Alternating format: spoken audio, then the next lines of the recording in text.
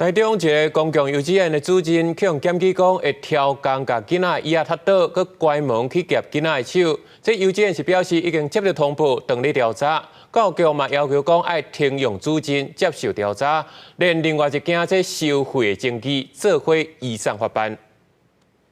穿红衫的国姓园长拖一名学童入去教室，去家长指控不当管教。伊也曾经甲同事伫咧办公室起冤家，摔电脑的设备。伊2018年伫咧台中某公幼发生这两件争议事件了后，去调到乌日这间公幼担任主任，没想到又搁涉嫌虐童，民代接到检举批评欺负包庇。有小朋友被老师假手指头把椅子脱掉，让小朋友跌倒在地上。还有就是故意把椅子翻倒，重点是连续3天。这种老师还可以在我们台中市的教育界生存，我就感觉到很奇怪了。拉小朋友的手，然后去做说这样子可能会夹到手，对我们是觉得这样不是很恰当，所以我们就赶快通报。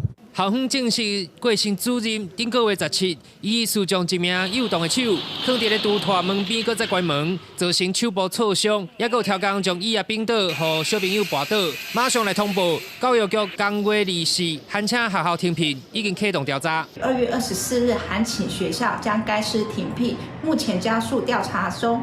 另该师还设有其他违规事项，加减其相关事证，已请地检署查办。他蛮热心的而且因为我们有托育还是什么家长比较有托育上的问题，他也很热心帮助我们，压抑的。其他的家长听到消息，感觉真意外，甲伊平常时热心的印象有出入。台中市教育局是表示，2018年这两件案件拢有对郭姓老师告记一届新届行政处分。这届担任主任，除了疑似有不当管教以外，也搁向检举延长照顾费用收费、甲午餐退费上也出现争议，后续会移送台中地检署侦办。公视新闻台中报道。